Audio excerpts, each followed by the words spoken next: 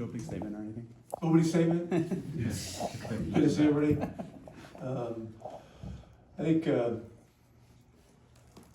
main theme for this year for us is we want to build on what we did last year.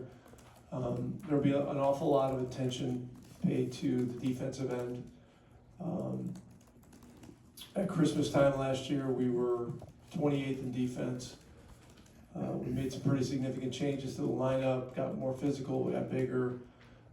Between Christmas and All-Star, we got to 26th. Traded for Pascal, thereabouts, and from All-Star to the end of the season, we were 18th in defense. So, we made some strides. We learned a lot about our team, about our system, and then of course we had a lot of playoff experience to look at as well. But we believe we can get better.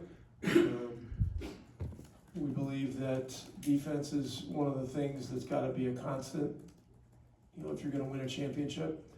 And so a lot of time will be spent on it. I'm not going to throw out any, numbers as to what our goal is.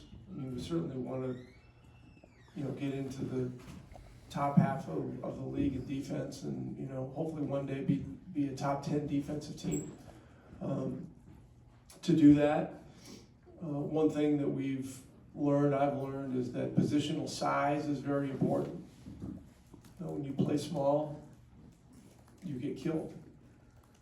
You're gonna win. You can win some games with skill and offense, but consistency defensively has a lot to do with size and physicality. And so, if there are ways for us to get bigger to start games that help our long-term growth, everything's on the table. Going into last year, ownership and management talked about a 3-year plan to get to the Eastern Conference Finals. Some things happened that accelerated that. One of them certainly being the Pascal Siakam trade. But one thing that we have been able to do here over this 3 years, the first year notwithstanding, is to win some games and develop at the same time. And the genius of "and" is not easy. But we are still in development on certain levels. And so that's something that, I will continue to talk about. There are only so many minutes. That's pretty clear.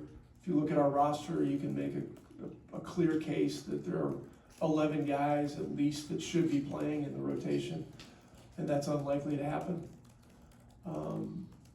But I want to see which guys have the wherewithal and the character to just bring a spirit and an energy and a physicality every single day, regardless of what's happening, moment by moment with minutes. And we'll see where the chips fall. Last year around this time, you guys know the story very well. I talked to TJ about the fact that he was probably going to be out of the rotation, and you see how that went. So TJ is an example of a guy that just he keeps working, he stays ready, he doesn't get distraught. He's a competitor, and that's what a competitor is, and that's what we're developing here. We're trying to develop a group of guys that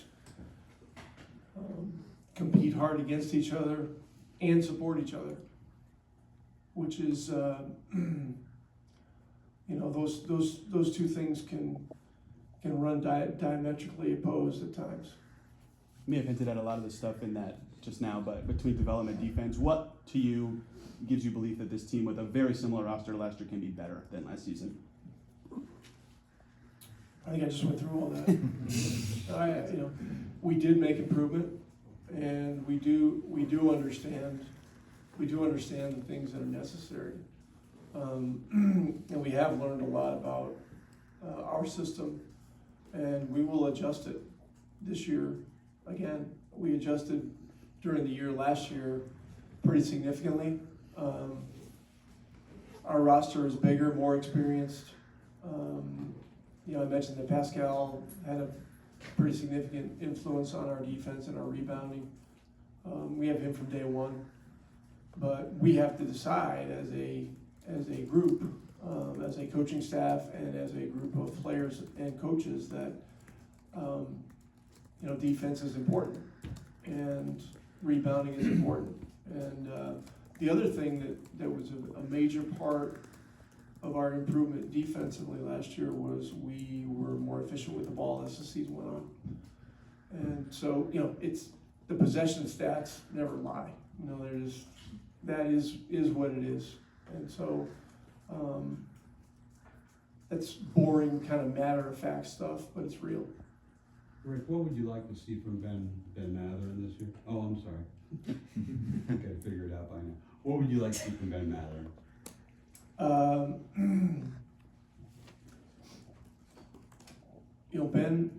Ben has great ability. He has an indomitable will to score. He gets the ball in the basket. What he needs to do this year is adjust his game to how we played at the end of the season in the playoffs, which is to play fast, to run, to make quick decisions, to keep the ball moving, and to take his defensive ability to another level. He has the physical tools to do it. He spent a lot of time in preseason, working individually on defense, and the things that are so hard nowadays in defense are, obviously guarding the ball with 5-out spacing. The gaps are bigger. That's one thing. The other thing is pick and roll defense. And so, on the ball pick and roll defense is one of the hardest things in our sport. But when you have a strong will and you have that kind of strength, you have the ability to do it. So, pretty exciting, really. And, he saw the things that Ben Shepherd did. And Shep is a guy that plays with speed, quick decisions, defends without fouling. And if anything, he moves it a little too much. Sometimes there's shots he passes up that he probably should take. But that's the kind of spirit that we need from all of our wings, and that's the kind of activity we need from all our wings. And that's Ben, and that's also Jairus. I mean, Jairus now is probably more 3 than 4, partially because of roster construction. But Jairus is a guy that can help us with positional size at the 3 position. And so, those guys are going to be key to our growth. Rick, I don't know how much you've seen so far of James Weissman, but what are your expectations for him, or what do you hope to get from him? Well, he's a in my view, he's a great young prospect still. He's still very young, 23, 24, whatever it is. We need to forget about where he was drafted, forget about the things that may or may not have happened along the way. He's had a great summer with our staff and with his teammates. He's a great kid. When you stand next to him, you won't believe how big he is. I mean, he is really huge and has great wingspan and stuff like that. We've got to simplify things system-wise for him, because this is a new system. Playing in Detroit last year, they didn't play with the kind of tempo that we play at. We know that he can do it. With the departure of Jalen Smith, we needed to fill that depth center slot with someone with upside, hopefully youth, and room to grow. And so, I think he's a guy that our fans are going to like a lot. Our players have liked playing with him, being around him. He's a real positive, upbeat kid. He probably will be limited headed into training camp. he's got a groin thing that happened a couple weeks ago that we're trying to help him work through. But you know, that will go by relatively fast, and then we just got to get him in and get him going. You obviously talked a lot about competition already. I mean, you guys had developed kind of an ecosystem to your, I think to use your term, that really worked at the end of last year with sort of balance of offense and defense. But I imagine you don't want anybody to think they have a job in the bag. I guess, how do you sort of balance the need for, you know, that constant competition for minutes and take advantage of the continuity you have of having guys back that have had roles they've been successful in? Well, competition is a great thing. You know, it brings out, presumably it brings out the best in everybody. And it's no secret to our players that we are deep. We have talent. And you can look at it and say we have a log jam and this or that, or you can look at it and say that, you know, this team has got a lot of depth and a lot of juice and a lot of guys that are going to be ready to play. And so that's how I'm going to look at it. I don't know of any NBA team that's ever gone through a season without an injury, so depth will help us there. Certainly guys will miss some games, and you know, managing the health of a team is something that's become a very important part of coaching. So, you know, one of the things I want to mention on this coming Sunday, Fan Jam will be at noon, and we're going to do it just like we did last year. It's going to be, we actually have referees assigned by the NBA. We would love to have a full building. And we're going to have a live game. It's not just going to be a Fan Jam mess around scrimmage. You know, it's going to be a live competitive game with some kind of consequence. You know,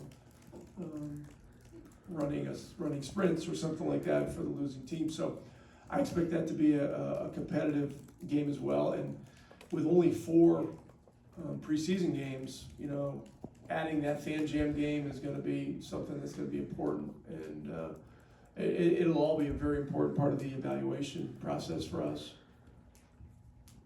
Rick, back here. Yeah, hey. Yeah. All right. This is Liam Price. He's one of our Special Olympics in Indiana athletes. He has a question for you. Liam? So, athletes in Special Olympics recite this athlete oath: "Let me win, but if I cannot win, let me be brave in the attempt." Can you think of a time in your career where you've had to overcome an obstacle and had to be brave in the attempt? Myself? Yes. Gosh, just put somebody on the spot, don't you? Great question. Yeah, I mean, courage in sport is one of the compelling things about it. I think we've all been through something like this. I have great admiration for those who compete in the Special Olympics. You know, my hat's off to you guys that do that. I mean, it's very inspirational. And you know, there were a lot of times during this past season where our team had to really dig down in that kind of a competitive moment or a real challenging moment to raise their level.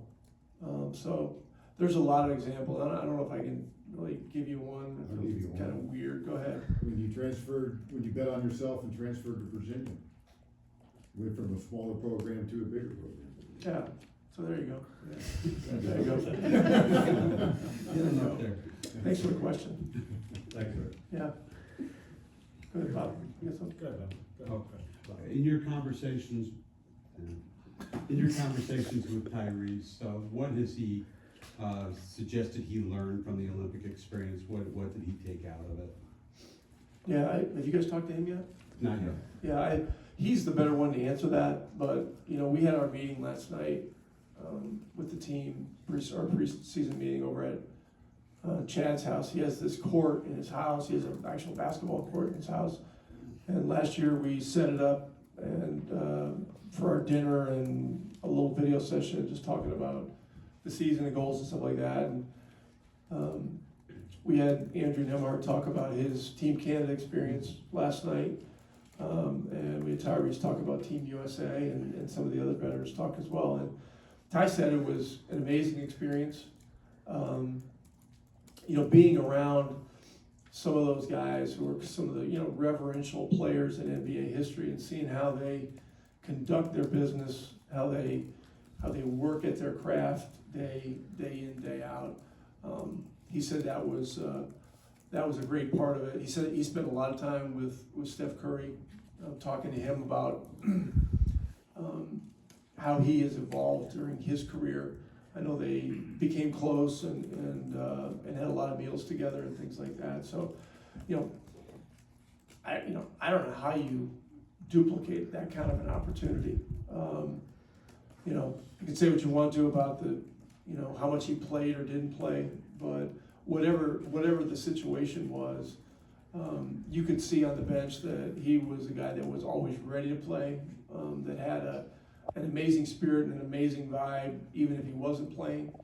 And one of the things about an experience like that for a superstar player like Tyrese Halliburton is, it can be humbling, but you also have a lot more empathy and understanding for the younger players on your team and what they're going through, and it helps make him a better mentor to those guys. And he can say, hey, look, I've been there, I've been through this, a little different, I'm sitting behind LeBron James and Steph Curry, but these are the facts, and these are the things that you have to do. So I would ask him that question. I'm leery about speaking for him, but I know that, that's something that would be an obvious thing to me. I guess for you as a coach then, to have them, have him, also have Andrew, have these guys come back with that Olympic experience, you have Pascal coming in with playoff experience, all of this kind of leadership, where do you, there are limited spots, how do you kind of have them distribute that knowledge to guys that, not just at the, in the starting five, but all the way down? Well, last night was fun because, we had 5 or 6 of the guys talk to the team, and they were great. Ben Matherin came up and talked about what it was like to sit out and go through that, and watch the team have success when he wasn't able to be a part of it. Andrew talked about the Team Canada experience and playing for your country and what a different feeling that is. Ty talked about the same thing. Pascal talked about his experience with Toronto when they won the championship. Miles talked about what it was like for him to be with this franchise for so many years.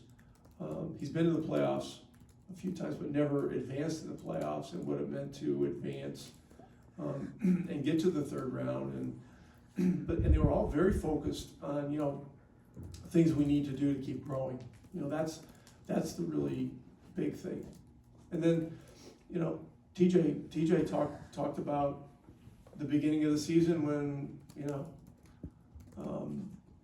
conversation that he and I had where it seemed like he was going to be out of the rotation, and the importance of staying positive and keeping competing, and really he's sending a great message to our younger guys, but I think he didn't play at all in game 1, the game at home against Washington. Game 2, he ended up getting in the first quarter. We were down by 17 in the first quarter to Cleveland, and he helped us get the game back manageable, and we were able to end up winning the game. And then he was pretty much in the rotation somehow or other after that. And so, he's got, and as most of our guys do, they have the resourceful gene, which is really important. Whatever the situation, you see a way that you can help. You identify a way that you can get better, even if things aren't going your way, and you find a way to be a great teammate. I mean, that's what being a Pacer is. Hey Rick, we have time for a couple more guys. Wait, hold on, Greg. Okay, go ahead, Greg, sorry. Hey, so in today's NBA and specifically on this roster, it seems like Jarris is kind of a different kind of cat in that he doesn't have to get necessarily better at defense, although I'm sure he does, but his pathway to more minutes is better on offense? Is that, am I getting that right? And what is his path to getting more minutes? His path to getting more minutes is, like, my conversation with him this summer, or this, this summer, there were 3 weeks, and then, the summer league practice was gonna start. We played 17 playoff games. The team that was the most physical and they got the most rebounds won virtually every game. Jers came in as the 8th pick. There are certain expectations that come with that. Your family, your friends, your people, all that kind of stuff. You see it unfolding a different way. You see it unfolding where your gifts are going to be the thing that gets you on the floor. Unfortunately for him, he came into a team with a lot of veterans, and then we traded for Pascal. And so, the thing that helps him get on the floor now is physicality, defense, rebounding, and then get on the floor with those high intensity things, and then your other gifts will show out. But we're a team that needs physicality, defense, and rebounding, and that's got to be the starting point. And development is a tricky word. Development can mean you just give a player minutes. We don't want to have that kind of a culture here. We want to have an earn it culture. That's the culture that is the most meaningful and that is sustainable. And so, that's his path. He's a talented offensive player. He can shoot the ball. He can play point guard at 6'7.5", whatever his height is. He's got great vision. All those things. But those aren't the things that are going to get him on the floor for us. You mentioned Pascal. We'll be the last one, and then we have Ty. What did it mean to see Pascal just bring all the guys down to Orlando? I mean, you talked a lot about just kind of pushing him a little bit towards leadership and saying, giving him more reasons to be more vocal. The fact that he kind of took that impetus on himself to bring everybody down there and kind of be a leader for the guys. What did it mean to see him start to step into that role? Well, he supplied the venue, but it was the team that decided they were going to do another retreat. They'd done Nashville the year before. We had been down to visit Pascal for a dinner that was really a kind of a recruiting dinner for free agency, and saw his facility, and it was like, whoa, this is like, we could have an NBA practice here easily. Right. And so he supplied that. He's been a great mentor for all the guys on our team. I think everybody would tell you that. I think Ty would tell you that too. And when you get to be 30 years old, you've won a championship as one of those guys, but maybe not one of the main guys. Like now, he's one of the main guys. And so, I think the way he's viewing it is that, this is an opportunity for a different kind of meaning to my career, And so he took his time. He found his voice on this team. He didn't just come in the door in late January, yelling and screaming and yakking about, that he'd won a championship before. It wasn't like that. He was very respectful. And then as the playoffs began, he found his voice, and it resonated more and more and more. And that meant an awful lot. And then, him being the host of that thing, that was pretty cool. Thank you.